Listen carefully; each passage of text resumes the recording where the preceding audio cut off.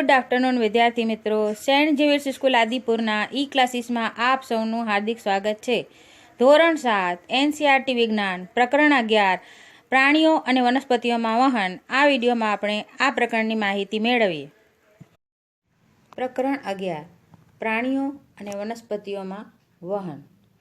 વિદ્યાર્થી મિત્રો, તમે અગાઉ શીખ્યા છો કે બધા જ સજીવોને પોતાનું અસ્તિત્વ ટકાવી રાખવા માટે ખોરાક, પાણી અને ઓક્સિજનની જરૂર હોય છે.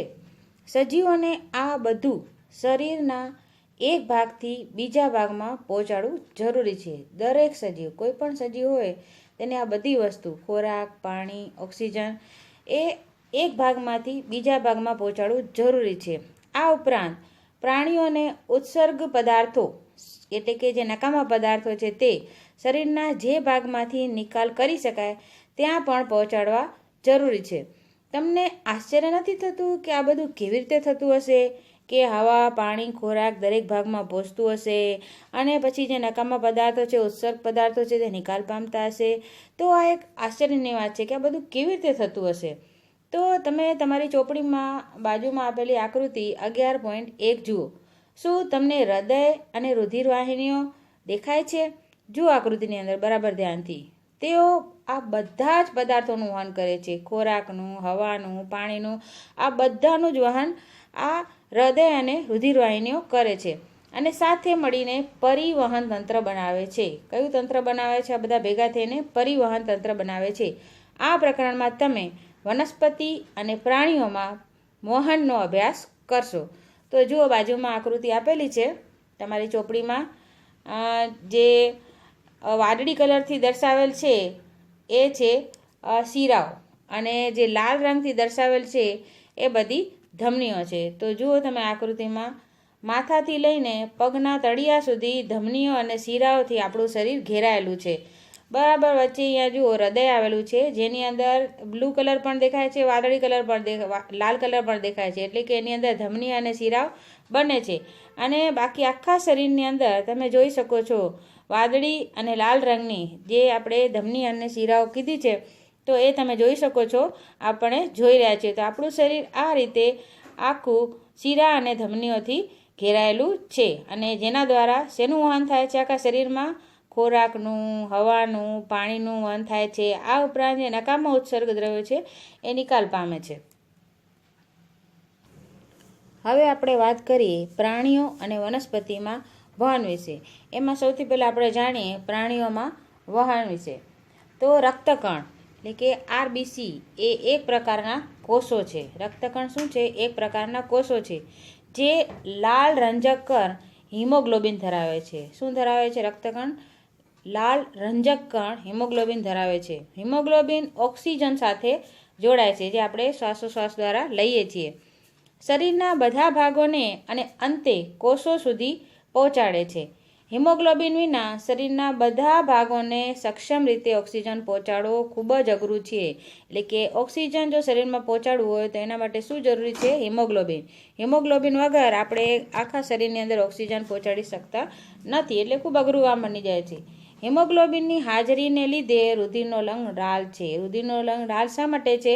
હિમોગ્લોબિનની હાજરી છે એટલા માટે રુધિરનો રંગ કેવો છે? રુધિર એટલે લોહી, એનો રંગ કેવો છે? લાલ છે.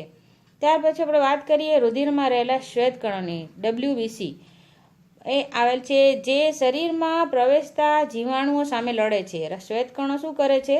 શરીરની અંદર જે પણ જીવાણુઓ પ્રવેશે છે એની સામે એ ફાઇટ કરે છે, લડે છે. બુજો રમતા રમતા નીચે પડી જાય છે અને ઘૂંટણમાં ઈજા પહોંચે છે. કપાયેલ ભાગમાંથી શું નીકળે છે? રુધિર એટલે કે લોહી બહાર આવે છે. તમે પણ ઘણીવાર રમતા હશો, પડી જતા હશો તો તમે જોયું હશે લોહી નીકળી જાય છે. અને થોડા સમય પછી તમે જોયું હશે કે રુધિર પોતાની મેળે વહેતું અટકી જાય છે અને ગંઠાઈ જાય છે. બુજાને આનાથી આશ્ચર્ય થાય છે. રુધિર ગંઠાવાની પ્રક્રિયા એ રુધિરમાં રહેલા બીજા પ્રકારના કોષો દ્વારા થાય છે જેને શું કહેવામાં આવે છે? ત્રાકકણો કહેવાય છે. તો આ રીતે આપણે રક્તકણ જોયા, શ્વેતકણ જોયા. હવે આપણે ત્રાકકણની વાત કરીએ. તો રુધિર ગંઠાવાની પ્રક્રિયા એટલે કે જ્યારે તમે પડો છો, લોહી નીકળે છે, વહી અને થોડી વારમાં શું થાય છે? અટકી જાય છે, ગંઠાઈ જાય છે. તો રુધિરમાં રહેલા આ જે કોષો છે ત્રાકકણો એ જે છે આ ક્રિયા કરે છે, રુધિરને ગંઠાવવાની પ્રક્રિયા કરે છે. આપણે વાત કરીએ રુધિર વાહિનીઓની. શરીરમાં જુદા જુદા પ્રકારની રુધિર વાહિનીઓ જોવા મળે છે. તમે જાણો છો કે શ્વાસ દરમિયાન શુદ્ધ ઓક્સિજનનો જથ્થો ફેફસામાં ભરાય છે. શ્વાસોશ્વાસની ક્રિયા થાય છે ત્યારે શુદ્ધ ઓક્સિજન ક્યાં ભરાય છે? ફેફસામાં ભરાય છે. ઓક્સિજનનું વહન શરીરના બાકીના ભાગો સુધી થવું જરૂરી છે.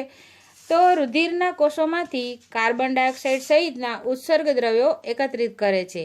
પ્રકરણ 10માં તમે શીખીને આવ્યા છો તે મુજબ રુધિરને હૃદય તરફ પરત વહેવું ખૂબ જ અનિવાર્ય છે, ખૂબ જ જરૂરી છે. આખા શરીરમાં ફરી અને હૃદય તરફ આવે, હૃદયમાંથી પાછું શરીરમાં જાય, એ ખૂબ અનિવાર્ય છે, જરૂરી છે, જેથી કરીને તેમાંથી કાર્બન ડાયોક્સાઇડ ફેફસામાંથી દૂર કરી શકાય છે.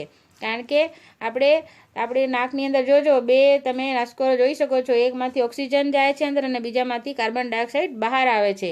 તો એ શ્વાસોશ્વાસની ક્રિયા વિશે તમે આગળના ધોરણમાં બધી માહિતી મેળવીને આવ્યા છો.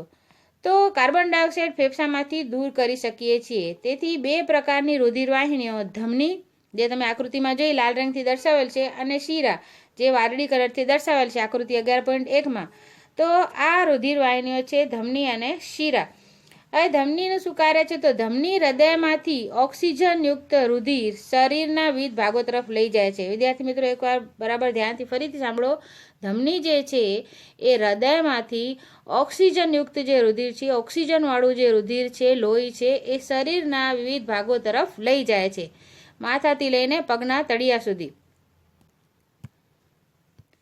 રુધિરનો પ્રવાહ અને વધુ દબાણે હોવાથી ધમનીની દિવાલ જાડી અને સ્થિતિસ્થાપક હોય છે.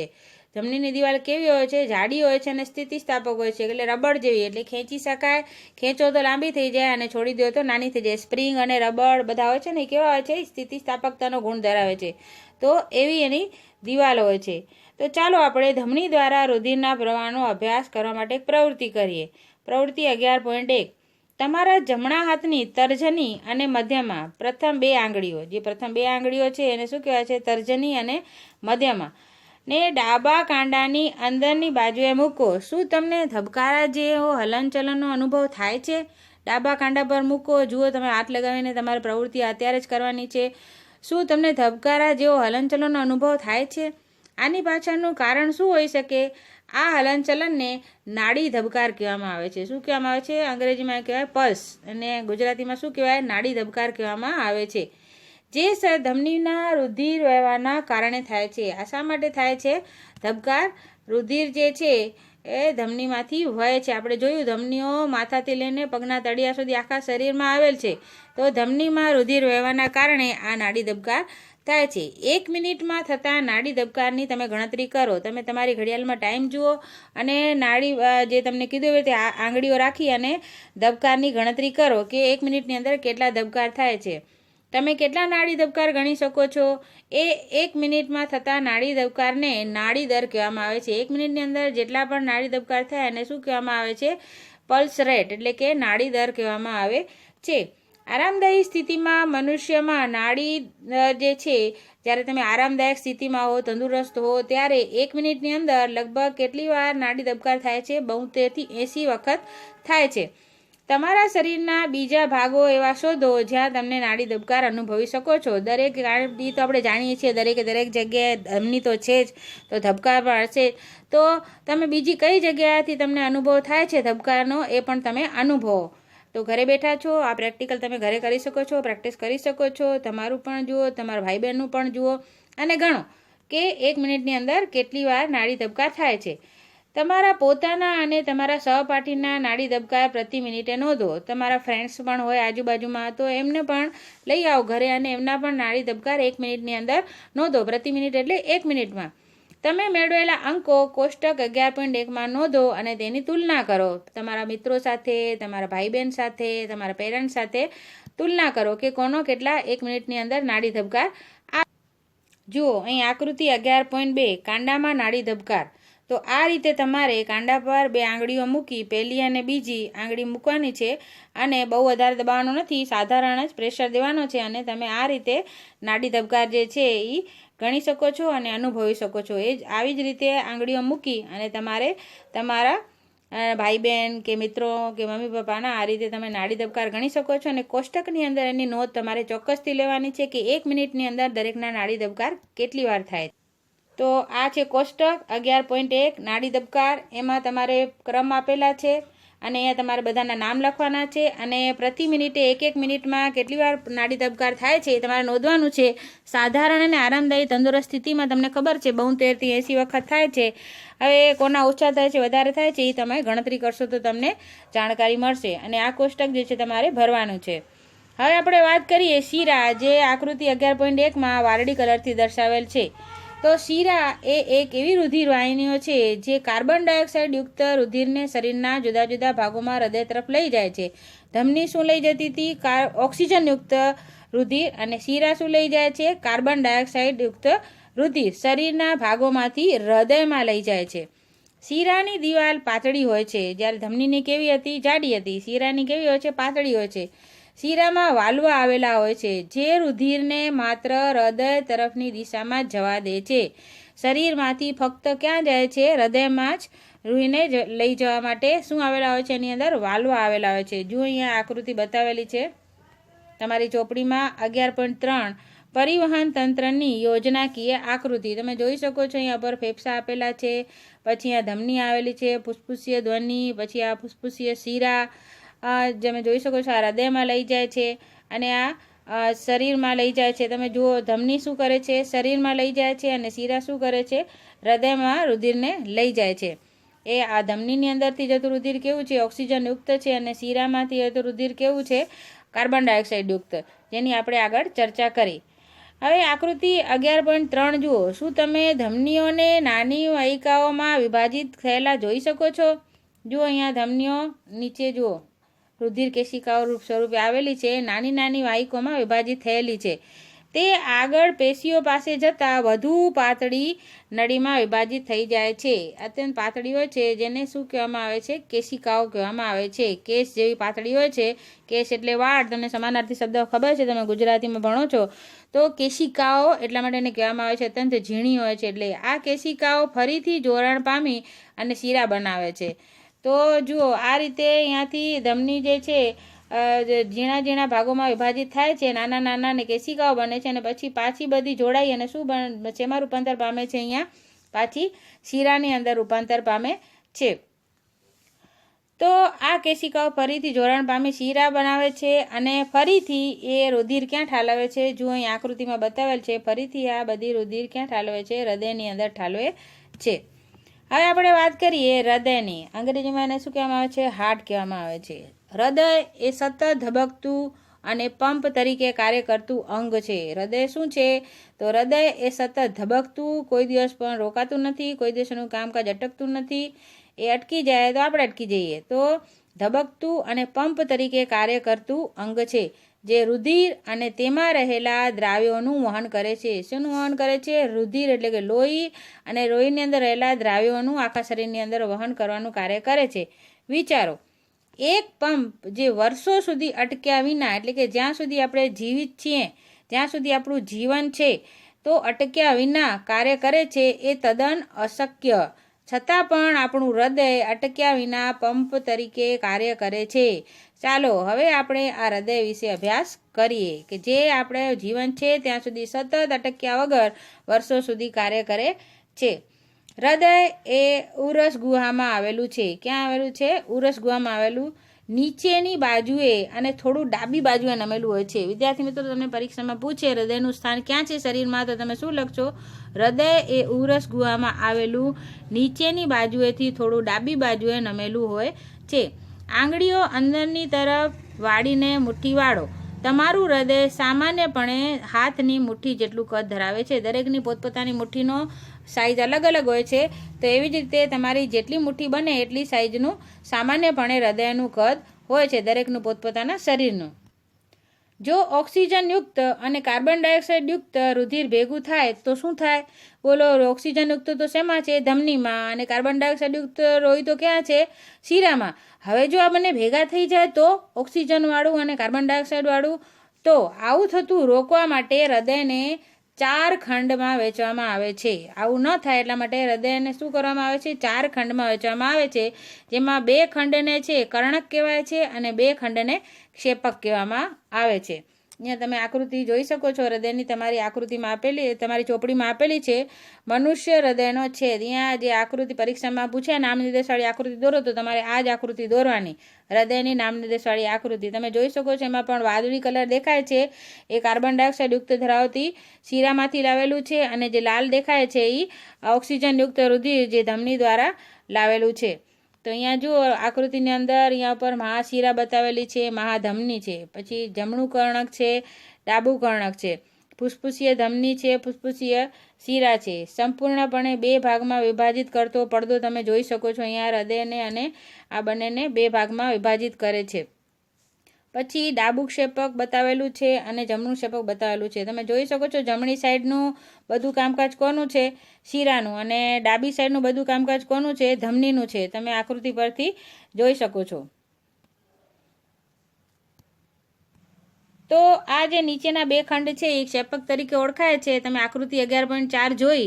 આ બંને વચ્ચે આવેલા પડદાને કારણે, આ બંને વચ્ચે જે 2 ક્ષેપકો અને જે કર્ણકો છે એમની વચ્ચે જે પડદો આવેલો છે એના કારણે ઓક્સિજન યુક્ત અને કાર્બન ડાયોક્સાઇડ યુક્ત રુધિર ક્યારેય પણ ભેગું થઈ શકતું નથી. પરિવહન તંત્રના કાર્યને સમજવા માટે હૃદયની જમણી બાજુએથી શરૂઆત કરો. આકૃતિ 11.3 જે તમે હમણાં જોઈ, અને આપેલ તીરની દિશાને અનુસરો. આ તીર હૃદયમાંથી ફેફસા તરફ અને હૃદયથી શરીરના તમામ ભાગો તરફ રુધિરનું વહન કરે છે. જુઓ તમે આકૃતિ એકવાર ફરીથી નિરીક્ષણ કરો, અને આ આકૃતિ તમારે પાકી નોટમાં પણ દોરવાની છે. હવે આપણે વાત કરીએ હૃદયના ધબકારા વિશે. તો હૃદય જે છે એ ખંડોની દિવાલ જે સ્નાયુઓની બનેલી છે, જે 4 ખંડો છે એની દિવાલ સ્નાયુઓની બનેલી છે. આ સ્નાયુઓનું લય અનુસાર સંકોચન અને વિકોચન એટલે કે શિથિલન જોવા મળે છે. તાલબદ્ધનું સંકોચન તેના વિકોચનને અનુસરીને એક ધબકારો સૂચવે છે. શું? તાલબદ્ધનું સંકોચન તેના વિકોચનને અનુસરીને એક ધબકારો સૂચવે છે. યાદ રાખો, આપણા જીવન દરમિયાન ધબકારા સતત ચાલુ રહે છે. ધબકારા આપણે જ્યાં સુધી જીવિત છીએ ત્યાં સુધી અટકતા નથી. જો તમે તમારો હાથ છાતી પર ડાબી બાજુએ રાખશો, જુઓ વિદ્યાર્થી મિત્રો, કઈ બાજુ? ડાબી બાજુ છાતી પર રાખશો તો તમને ધબકારાનો અનુભવ થશે. તમે જોયું હશે ડૉક્ટર સ્ટેથોસ્કોપ નામના સાધનની મદદથી તમે ક્યારે બીમાર પડો, હોસ્પિટલમાં જાઓ તો ધબકારા જે છે એ તમારા ચેક કરે છે, અનુભવે છે. હૃદયના ધબકારાના અવાજને મોટો કરવા ડૉક્ટર સાધન તરીકે જેનો ઉપયોગ કરે છે? સ્ટેથોસ્કોપ નામના સાધનનો ઉપયોગ કરે છે. કારણ કે એમ તો આપણે સાવ ખાલી અનુભવી શકીએ, અવાજ ના આવે, પણ સ્ટેથોસ્કોપમાં શું આવે છે? એનો અવાજ મોટો આવે છે અને બરાબર વ્યવસ્થિત રીતે ગણતરી કરી શકાય છે, ચોક્કસ ગણતરી કરી શકાય છે. જેમાં એક ચેસ્ટ પીસ એટલે કે કંપનશીલ પડદો એ જે છે એ 2 ઇયરપીસ એટલે કે અને એક નળી કે જે બંને બાજુએ જોડવાનું કાર્ય કરે છે. સ્ટેથોસ્કોપ તમે જોયું જ હશે, જો અહીં આકૃતિ બતાવેલી છે તમે જોઈ શકો છો. આકૃતિની અંદર એક ચેસ્ટ પીસ જુઓ અહીંયા આકૃતિમાં દર્શાવેલ છે, એટલે એને કંપન પડદો પણ કહેવાય છે. 2 ઇયરપીસ, તો જુઓ 2 કાનની અંદર નાખવા માટેના જે છે ઇયરપીસ, અને એક નળી, જુઓ આ એક મોટી લાંબી નળી આપેલી છે. આ રીતે જોડી અને આ જે છે કાર્ય કરે છે. શું કરવાનું કાર્ય કરે છે? હૃદયના ધબકારા સાંભળવાનું અને ગણવાનું કાર્ય કરે છે. જુઓ આ રીતે જે છે કાનમાં મૂકી અને ધબકારાની ગણતરી કરી શકાય છે. એક અહીંયા તમને આકૃતિમાં તમને સ્ટેથોસ્કોપનો નમૂનો જે ઘરે જાતે બનાવેલો છે એ તમને દર્શાવેલ છે. હવે હૃદયના ધબકારા અને નાડી ધબકાર એ તમારે તમારા 3-4 મિત્રો જે છે એને ભેગા કરી અથવા ભાઈ બહેનોને ભેગા કરી એમના આ કોષ્ટકની અંદર નામ લખવાના છે. અને આરામદાયી સ્થિતિમાં એટલે કે જ્યારે તમે કાંઈ કામ નથી કરતા, આરામદાયક સ્થિતિમાં બેઠા છો ત્યારે હૃદયના ધબકારા ગણવાના છે.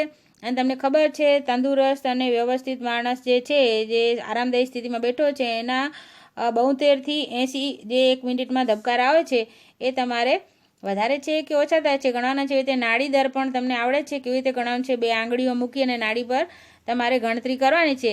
ત્યાર પછી જે પણ વિદ્યાર્થીઓ તમારી સાથે બેઠા છે, તમારા ફ્રેન્ડ્સ એ અથવા તો ભાઈ બહેન, એમને 5-4 મિનિટ સુધી દોડાવીને તરત જ ફરીથી એમના હૃદયના ધબકારા ગણો. હવે કેટલા થયા છે, વધી ગયા કે ઘટી ગયા, એવી રીતે નાડી દર પણ ગણો. વધી ગયું કે ઘટી ગયું, તો એ તમારે અહીંયા કેટલા 1 મિનિટની અંદર થાય છે એ સંખ્યા તમારે આ કોષ્ટકની અંદર ભરવાની છે.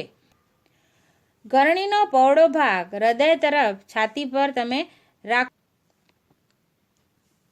અને ધ્યાનથી તમે સાંભળો. તમને નિયમિત થનાર ધબકાર જે છે એ સંભળાય છે, જે ઘરે બનાવેલ બાજુમાં આકૃતિમાં દર્શાવેલ છે સાધન. આ અવાજ હૃદયના ધબકારાનો છે. 1 મિનિટમાં તમારું હૃદય કેટલી વાર ધબકે છે? 4 થી 5 મિનિટ દોડીને ફરીથી ધબકાર ગણો. તમારા અવલોકનની સરખામણી કરો. વિદ્યાર્થી મિત્રો, જો તમારે સ્ટેથોસ્કોપ મળી જાય તો એનાથી કરો, નહીં તો પછી ઘરે ગરણી અને નળી જોડી અને એમાંથી બનાવી ઘરેલું સ્ટેથોસ્કોપ બનાવી અને એની મદદથી પણ તમે હૃદયના ધબકારા ગણી શકો છો. બાકી નાડીના તો તમે 2 આંગળીની મદદથી ગણી શકશો. તમારા પોતાના અને તમારા મિત્રના નાડી દર અને હૃદયના ધબકાર આરામદાયી સ્થિતિમાં અને દોડ્યા પછીની સ્થિતિમાં તમારે 11.2 કોષ્ટકમાં નોંધવાના છે. તમને હૃદયના ધબકારા અને નાડીના દરમાં કંઈ સંબંધ લાગે છે? હૃદયનો દરેક ધબકાર એ ધમનીમાં થનાર સર્જે છે અને 1 મિનિટમાં થતા થડગારા એ હૃદયના ધબકારનો દર સૂચવે છે. વિદ્યાર્થી મિત્રો, ફરીથી હૃદયનો દરેક ધબકાર એ ધમનીમાં થડકાર સર્જે છે અને 1 મિનિટમાં થતા થડકારા, જે 1 મિનિટની અંદર થાય છે, એ હૃદયના ધબકારાનો દર સૂચવે છે. હૃદયના બધા ખંડોમાં તાલબદ્ધ ધબકારા એ રુધિરનું પરિવહન અને શરીરના જુદા જુદા ભાગોમાં દ્રવ્યના વહનનું નિયમન દર્શાવે છે કે દરેક ભાગમાં દ્રવ્યોનું વહન બરાબર થાય છે કે નહીં. બુજો વિચારે છે કે શું વાદળી અને જળવ્યાય એટલે કે હાઇડ્રા પણ રુધિર ધરાવે છે? વાદળી અને જળવ્યાય જેવા પ્રાણીઓ પરિવહન તંત્ર ધરાવતા નથી. આ પ્રાણીઓના નામ છે વાદળી અને જળવ્યાય. તેઓ જે પાણીમાં વસવાટ કરે છે તે પાણી, ખોરાક અને ઓક્સિજનનો શરીરમાં પ્રવેશ કરાવે છે. આ જ પ્રાણી ઉત્સર્ગ દ્રવ્યો અને કાર્બન ડાયોક્સાઇડને શરીરમાંથી બહાર લઈ જાય છે. એ પાણીની અંદર રહે છે, એટલા માટે પાણીની અંદર જ આ બધી ક્રિયા થાય છે. આથી આવા પ્રાણીઓને રુધિર જેવા પરિવહન પ્રવાહીની જરૂરિયાત રહેતી નથી. ચાલો હવે આપણે કાર્બન ડાયોક્સાઇડ સિવાયના ઉત્સર્ગ દ્રવ્ય કેવી રીતે ઉત્સર્જન પામે છે તે આપણે જોઈએ. પ્રાણીઓમાં ઉત્સર્જન યાદ રાખો. ઉચ્છ્વાસ દરમિયાન ફેફસા દ્વારા કેવી રીતે કાર્બન ડાયોક્સાઇડ ઉત્સર્ગ દ્રવ્ય તરીકે નિકાલ પામે છે એ પણ યાદ કરો. અપાચિત ખોરાક કેવી રીતે નિકાલ પામે છે? ચાલો હવે આપણે બીજા ઉત્સર્ગ દ્રવ્યો શરીરમાંથી કેવી રીતે નિકાલ પામે છે તે જોઈએ. તમને આશ્ચર્ય થશે કે આ બિનજરૂરી દ્રવ્યો ક્યાંથી આવે છે.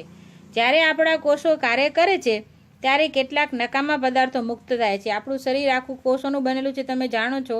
તો કોષો કાર્ય કરે છે ત્યારે એમાંથી શું મુક્ત થાય છે? નકામા પદાર્થો મુક્ત થાય છે અને તે ઝેરી હોય છે. તેથી તે શરીરમાંથી નિકાલ પામવામાં ખૂબ જ જરૂરી છે અને નિકાલ કરવું ખૂબ જ જરૂરી છે. કોષો દ્વારા જે નકામા પદાર્થો ઉત્પન્ન થાય છે તેને શરીરમાંથી નિકાલ કરવાની જે ક્રિયા છે એને શું કહેવામાં આવે છે? ઉત્સર્જન કહેવામાં આવે છે. ઉત્સર્જન પ્રક્રિયા સાથે સંકળાયેલ વિવિધ ભાગો મળીને કયું તંત્ર રચે છે? ઉત્સર્જન તંત્ર રચે છે. મનુષ્યમાં ઉત્સર્જન તંત્રની આપણે વાત કરીએ તો રુધિરમાં રહેલા નકામા પદાર્થોનો શરીરમાંથી નિકાલ થવો જોઈએ. એ કેવી રીતે શક્ય બને છે? અહીં રુધિરના ગાળણની પ્રક્રિયા જરૂરી છે. મૂત્રપિંડની રુધિર કેશિકાઓ દ્વારા આ કાર્ય થાય છે. આ રુધિરના ગાળણની ક્રિયા ક્યાં થાય છે? મૂત્રપિંડની અંદર આવેલી રુધિર કેશિકાઓ દ્વારા આ કાર્ય થાય છે. જ્યારે રુધિર 2 મૂત્રપિંડ સુધી પહોંચે, આપણા શરીરની અંદર 2 મૂત્રપિંડ આવેલા છે અને અંગ્રેજીમાં કિડની પણ કહેવામાં આવે છે. તો આ બે મૂત્રપિંડ છે ત્યાં સુધી પહોંચે છે ત્યારે તેમાં ઉપયોગી અને નુકસાનકારક બંને પ્રકારના પદાર્થ જોવા મળે છે. ઉપયોગી પદાર્થોનું રુધિરમાં ફરીથી શોષણ થાય છે. પાણીમાં દ્રાવ્ય નકામો કચરો મૂત્ર રૂપે નિકાલ પામે છે. પાણીની અંદર જે દ્રાવ્ય નકામો કચરો હોય, ગંદો કચરો હોય, શેના દ્વારા નિકાલ પામે છે? મૂત્ર દ્વારા નિકાલ પામે છે. મૂત્રપિંડમાંથી મૂત્ર એ નળી જેવી મૂત્રવાહિનીઓ દ્વારા, નળી જેવી ઝીણી ઝીણી મૂત્રવાહિનીઓ આવેલી હોય છે તેના દ્વારા મૂત્રાશયમાં જાય છે. તે મૂત્રાશયમાં સંગ્રહાય છે અને મૂત્રમાર્ગમાંથી મૂત્રછિદ્ર દ્વારા બહાર નીકળે છે. મૂત્રપિંડ, મૂત્રવાહિની, મૂત્રાશય, મૂત્રમાર્ગ આ બધા ભેગા થઈ અને શેની રચના કરે છે? ઉત્સર્જન તંત્રની રચના કરે છે. એક પુખ્ત વ્યક્તિ આશરે 1 થી 1.8 લીટર જેટલું મૂત્ર 24 કલાકમાં નીકળે છે. એક પુખ્ત વ્યક્તિમાંથી આશરે 1 થી 1.8 લીટર જેટલું મૂત્ર 24 કલાકમાં નીકળે છે. મૂત્રમાં 95% પાણી હોય છે. મૂત્રમાં કઈ વસ્તુ હોય છે પ્રશ્ન પૂછે તો તમે શું લખશો? 95% પાણી હોય છે. 2.5% યુરિયા અને 2.5% બીજા નકામા દ્રવ્યો આવેલા હોય છે. આપણે બધાએ અનુભવ્યું છે કે ઉનાળાના ગરમ દિવસમાં આપણને પરસેવો ખૂબ જ થાય છે. અનુભવ્યું છે ને બધાએ? પરસેવામાં પાણી અને ક્ષાર હોય છે. પરસેવામાં શું નીકળે છે? પાણી અને ક્ષાર નીકળે છે. બુજાએ જોયું છે કે ઉનાળામાં કપડા પર સફેદ ધબ્બા જોવા મળે છે. એ તમે પણ જોયા હશે. બ્લેક કલરના કપડાં પહેરો તો ત્યારે સફેદ ધબ્બા વધારે દેખાય છે. મોટાભાગે ધબ્બા બગલના ભાગમાં જોવા મળે છે. આ નિશાન એ પરસેવામાં રહેલા ક્ષારનું છે. આ સફેદ જે ધબ્બા દેખાય છે શેના છે? પરસેવામાં રહેલા ક્ષારનું છે. શું પરસેવો બીજા કોઈ કારણસર થાય છે? આપણે જાણીએ છીએ કે માટલામાં રહેલું પાણી ઠંડુ હોય છે. માટલામાં રહેલ કાણામાંથી પાણીનું બાષ્પોત્સર્જન થવાના કારણે ઠંડક જોવા મળે છે. પહેલીને જાણવું છે કે બધા પ્રાણીઓ પણ મૂત્રોત્સર્જન કરે છે. વિદ્યાર્થી મિત્રો, અહીં તમે જોઈ શકો છો તમારી ચોપડીમાં આકૃતિ 11.6 મનુષ્યના ઉત્સર્જન તંત્રની બતાવેલી છે. એમાં પણ તમે જોઈ શકો છો વાદળી અને લાલ કલરની જે છે ધમની અને શિરાઓ આવેલી છે. તમે અહીંયા જોઈ શકો છો 2 મૂત્રપિંડ આવેલા છે ડાબી બાજુ અને જમણી બાજુ. આ મૂત્રવાહિની છે ડાબી બાજુ અને જમણી બાજુ. આ મૂત્રાશય છે, મૂત્રમાર્ગ છે અને મૂત્રછિદ્ર છે. તો આ જે છે આકૃતિ પણ પરીક્ષામાં પૂછાઈ શકે છે. ઉત્સર્જન તંત્રની આકૃતિ દોરો. જેમ હૃદયની ઇમ્પોર્ટન્ટ આકૃતિ છે એમ આ પણ આઈએમપી આકૃતિ છે. તો આ પણ તમારે પાકી નોટની અંદર દોરવાની છે અને પ્રેક્ટિસ કરવાની છે. પ્રાણીઓમાં નકામા રસાયણો શરીરમાંથી નીકળવાની પ્રક્રિયા પાણીની માત્રા પર અવલંબે છે. જળચર પ્રાણીઓ જેવા કે માછલીઓ કોષોનો કચરો એમોનિયા સ્વરૂપે ઉત્સર્જે છે, જે સીધો જ પાણીમાં ઓગળી જાય છે. કેટલાક ભૂચર એટલે કે જમીન પર રહેવાવાળા પ્રાણીઓ જેવા કે પક્ષીઓ, ગરોળી કે સાપ અર્ધઘન સફેદ રંગનો પદાર્થ એને યુરિક એસિડ કહેવામાં આવે છે ઉત્સર્જે છે. મનુષ્યમાં મહદ અંશે ઉત્સર્ગ દ્રવ્ય તરીકે યુરિયા જોવા મળે છે. કેટલીક વાર મનુષ્યમાં મૂત્રપિંડ ચેપ કે ઈજાને કારણે કામ કરતા બંધ થઈ જાય છે. મૂત્રપિંડની નિષ્ફળતાને કારણે રુધિરમાં નકામો કચરો ભેગો થાય છે. જ્યાં સુધી આવી વ્યક્તિમાં રુધિરને સમયાંતરે કૃત્રિમ મૂત્રપિંડ દ્વારા ગાળવામાં આવે ત્યાં સુધી જીવિત રહી શકે છે. આ પદ્ધતિને ડાયાલિસિસ કહેવામાં આવે છે. પરીક્ષામાં પૂછે ડાયાલિસિસ એટલે શું? તો તમે શું લખશો? આપણે ફરીથી એકવાર જોઈ લઈએ. કેટલીક વાર મનુષ્યમાં મૂત્રપિંડ એટલે કે કિડનીમાં ચેપ કે ઈજાને કારણે કાં ચેપ લાગી જાય કાં ઈજા થઈ જાય તો કામ કરતાં બંધ થઈ જાય છે આપણા મૂત્રપિંડ. તો મૂત્રપિંડની નિષ્ફળતા કહેવાય. કામ કરતાં બંધ થઈ જાય તો એ નિષ્ફળ થઈ જાય. એના કારણે રુધિરમાં નકામો કચરો બધો ભેગો થતો જાય છે. જ્યાં સુધી આવી વ્યક્તિમાં રુધિરને સમયાંતરે કૃત્રિમ મૂત્રપિંડ દ્વારા એટલે કે હોસ્પિટલમાં જઈ અને કૃત્રિમ મૂત્રપિંડ દ્વારા લોહીને ગાળવામાં આવે છે. જો ગાળવામાં ના આવે, જો એ ક્રિયા અટકી જાય તો પછી એ વ્યક્તિનું મૃત્યુ થઈ શકે છે. તો મૂત્રપિંડ દ્વારા ગાળવામાં આવે ત્યાં સુધી જ તે વ્યક્તિ જીવિત રહી શકે છે. એટલે કે મૂત્રપિંડનું જે છે એ ચોખ્ખું થવું ખૂબ જરૂરી છે. એની અંદર કચરો ભરાતો જાય તો વ્યક્તિને મૃત્યુ થઈ શકે છે, જીવિત રહી શકે નહીં. તો આ પદ્ધતિને શું કહેવામાં આવે છે? ડાયાલિસિસ કહેવાય છે. તો વિદ્યાર્થી મિત્રો, આવી જ રીતે જ્યારે આપણને ઉનાળામાં ખૂબ પરસેવો થાય છે તે આપણા શરીરને ઠંડુ કરવામાં મદદ કરે છે. તો વિદ્યાર્થી મિત્રો, આ વિડીયોમાં આપણે પ્રાણીઓમાં વહન વિશે વાત કરી. હવે પછીના વિડીયોમાં આપણે વનસ્પતિના ઘટકોના વહન વિશેની ચર્ચા કરીશું. તો આ પ્રાણીઓના વહન વિશે જે ચર્ચા છે એ તમે બરાબર ધ્યાનથી સાંભળજો, સમજજો. થેન્ક યુ વિદ્યાર્થી મિત્રો. Take care. God bless you.